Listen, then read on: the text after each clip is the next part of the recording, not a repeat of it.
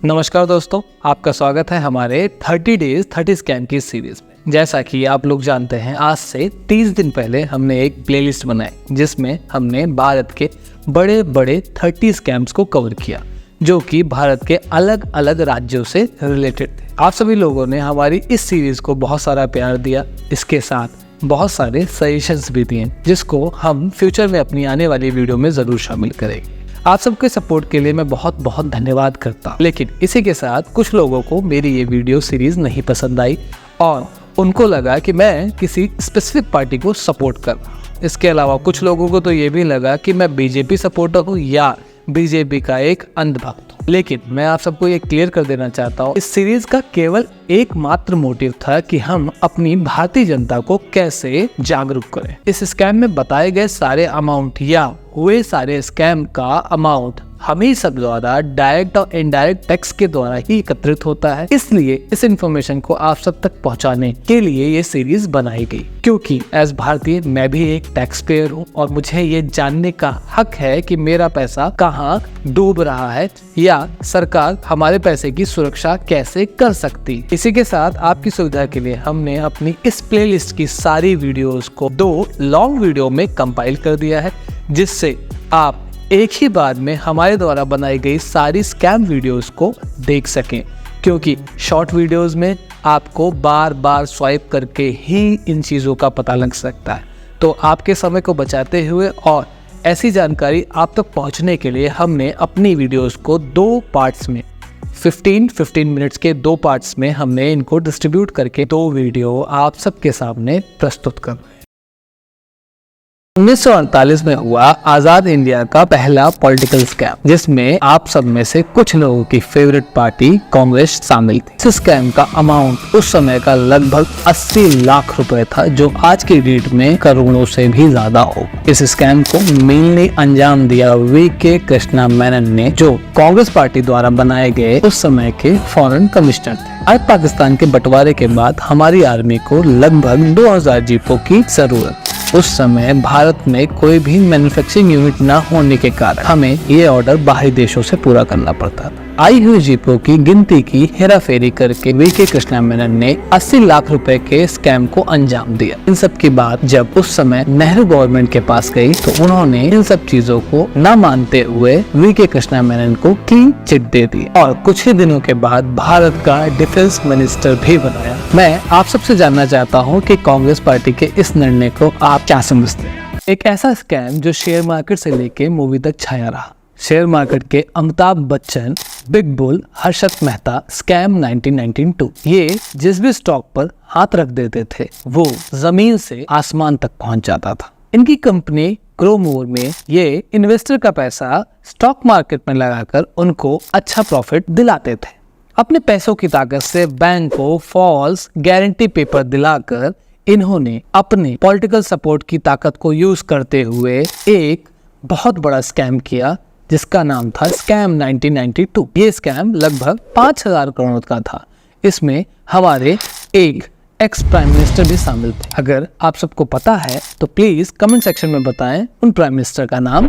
16,000 करोड़ का 1995 में हुआ एक ऐसा स्कैम जिसमें पॉलिटिकल पार्टीज भी इन्वॉल्व थे। इस स्कैम का नाम है कॉबलर स्कैम। कॉबलर मतलब मोची। इंडिया में जो कॉबलर्स थे 16 घंटे की कड़ी मेहनत के बाद मुश्किल से 80 से 100 रुपए कमा पाते थे। इन सब चीजों की नजर गवर्नमेंट को पड़ी और उन्होंने इन सब के लिए एक स्पेशल स्कीम लॉन्च की। इस स्कीम के तहत गरीब कॉबलर्स को बहुत ही कम रेट ऑफ इंटरेस्ट में लोन मुहैया कराया जाता। लेकिन जैसा कि अक्सर होता है, मोदी गवर्नमेंट से पहले कोई भी गरीबों तक पहुंचने वाली योजना पेपर में ही खत्म हो जाती है। 16,000 करोड़ का अमाउंट समाजवादी पार्टी के कुछ नेताओं और मुंबई के कुछ बड़े बिजनेसमैनों ने मिलकर गमन कर लिया। इस स्कैम के बाद कई गवर्नमेंट एजेंसियों ने जांच की और कई सारे बिजनेसमैन पकड़े गए।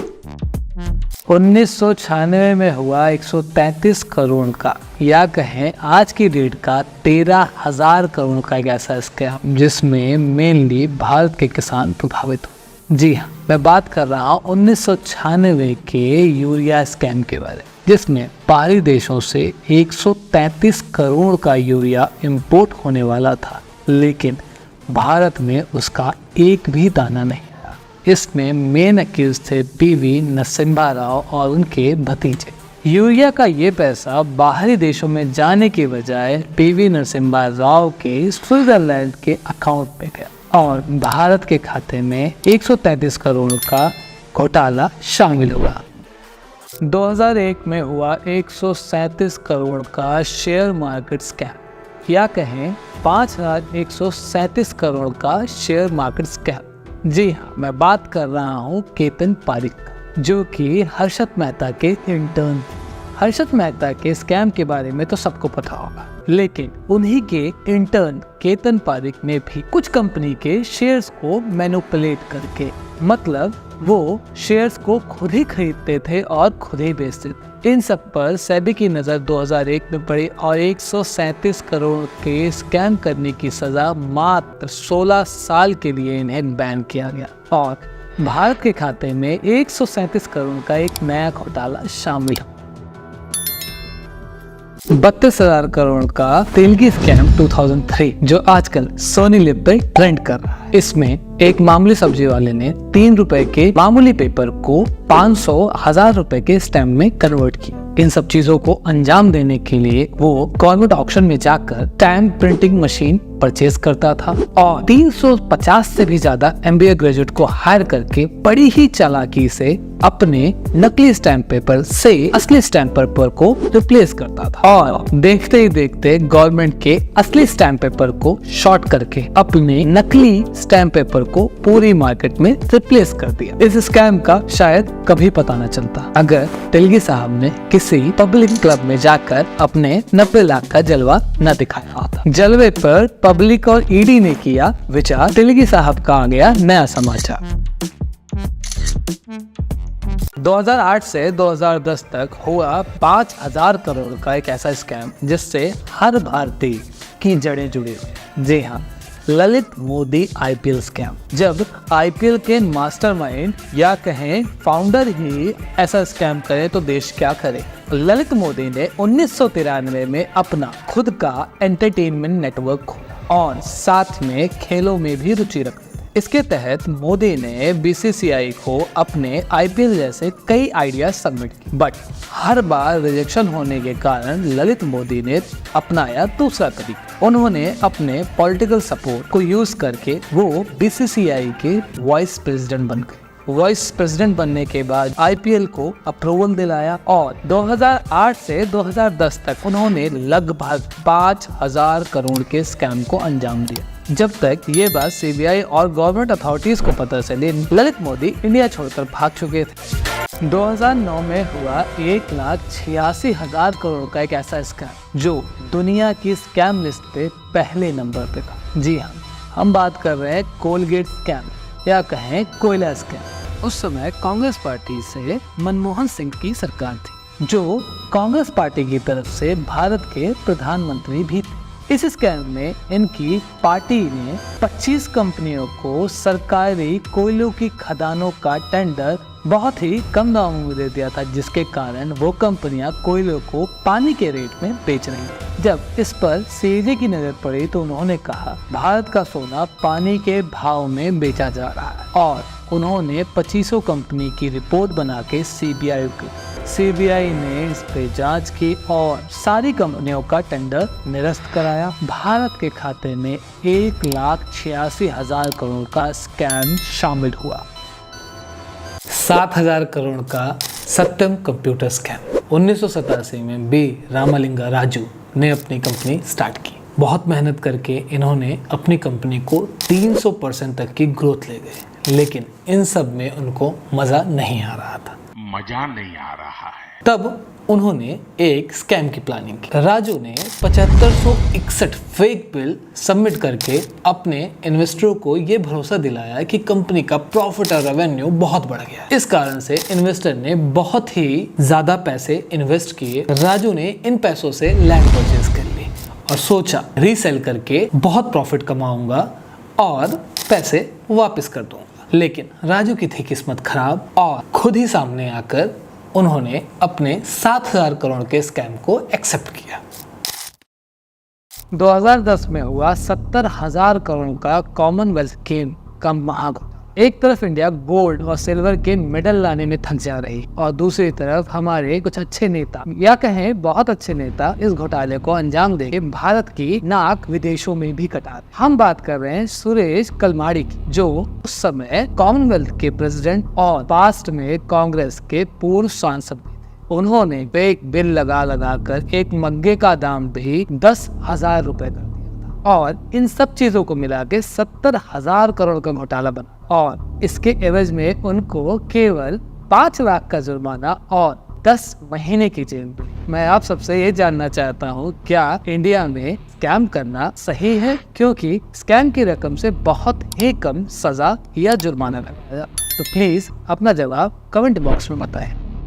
आज हमारे 30 डेज 30 स्कैम का ये 7वां एपिसोड है। इस स्कैम में हम बात करेंगे वीडियोकॉन ICICI लोन स्कैम के बारे में। इस स्कैम में वीडियोकॉन के ओनर वेणुगोपाल और ICICI बैंक की MD चंद्रा कोचर शामिल थे। वीडियोकॉन एक ऐसा ब्रांड जो उस समय में हर घर में अपने इलेक्ट्रॉनिक्स प्रोडक्ट के कारण जाना जाता था। लगातार अपने रेगुलर ग्रोथ और सक्सेस से ये दिन पर दिन अपने बिजनेस को एक्सपेंड करते जा रहे थे। इन सब चीजों को देखते हुए इन्होंने oil and petroleum and DTH जैसे बिजनेसेस में एंट्री ली। इन सब बिजनेसेस को एक्सपेंड करने के लिए इन्होंने ICICI बैंक से 3250 करोड़ का लोन भी उठाया। अप्रूव लोन को वीडियोकॉन ने NRPL में इन्वेस्ट किया। तो कंपनी ओन की जाती थी चंद्रा कोचर के हस्बैंड दीपक कोचर के।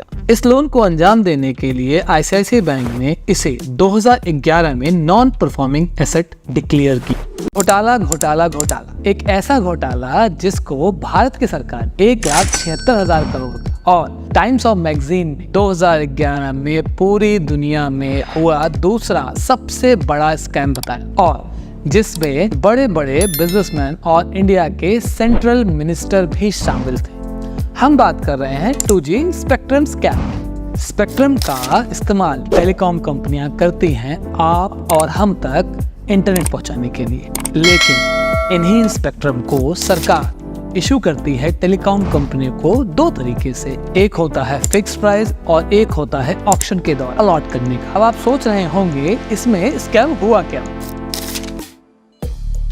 2008 कांग्रेस गवर्नमेंट के टेलीकॉम मिनिस्टर A राजा ने 122 स्पेक्ट्रम को इशू करने के लिए टेंडर ओपन किया। तब प्राइस रखा 7 साल पुराना और साथ ही टेंडर भरने की डेट 1 महीना कम कर दी। इसी चक्कर में कई कंपनियां अपने टेंडर भर ही नहीं पाई। लिमिटेड कंपनियों के पास तक ये अपॉर्चुनिटी आई जो ऑलरेडी मिली हुई थी। सुब्रमण्यम स्वामी ने चिट्ठी लिखी मनमोहन सिंह को ए राजा के खिलाफ इस इंफॉर्मेशन के बारे में, लेकिन जब मनमोहन सिंह की तरफ से कोई जवाब नहीं आया, उन्होंने दूसरा स्टेप उठाया सुप्रीम कोर्ट में क्रिमिनल केस कर। और सुप्रीम कोर्ट की लगातार कार्रवाई के बाद ए राजा और उनके 18 साथियों को 2 महीने के बाद जेल। लेकिन स्कैम की पावर बहुत ज्यादा होती है और अगर स्कैम में आपने अच्छे से पैसा कमाया है तो और भी ज्यादा होती है। अपने पैसे की पावर से कुछ ही समय बाद ए राजा अपने साथियों के साथ क्लीन चिट हो गए।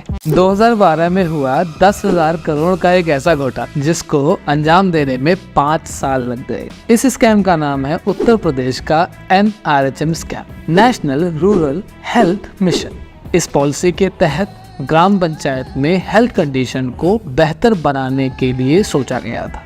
जब 2012 में इस घोटाले का पता चला तो पता चला कि इसमें बिल्स या कहें फेक बिल्स के अलावा कुछ भी नहीं मिला। सारी हेल्थ पॉलिसी या NRHM पॉलिसी को केवल पेपर में ही समेट के रख दिया गया। इस स्कैम को अंजाम देने के लिए हमारे उत्तर प्रदेश की कुछ बड़ी पार्टियां जैसे BSP और समाजवादी पार्टी इन्वॉल्व थी और इनके साथ साथ बहुत सारे बड़े बड़े बिजनेसमैन भी इन्वॉल्व थे।